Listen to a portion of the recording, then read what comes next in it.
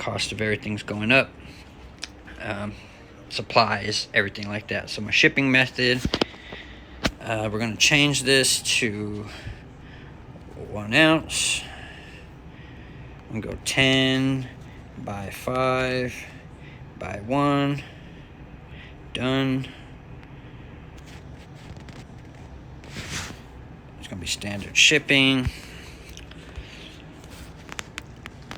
Flat rate to everyone. My preferences.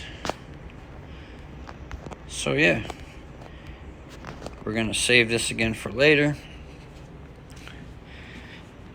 And we're back to our draft page. So now you can see there, I'm going to zoom in on the Glaber.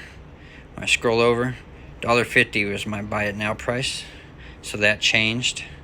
And let's just say, for example, I was doing this fresh. I didn't have stuff in my draft bank, which I'll probably start fresh and then do, let's say I'm going to do, let's just use the example of 23 cards since that's what we're doing. Let's say my bank was empty and it's showing 23 here. And let's say going into it, I knew I wanted to start like a 99-cent auction on all cards.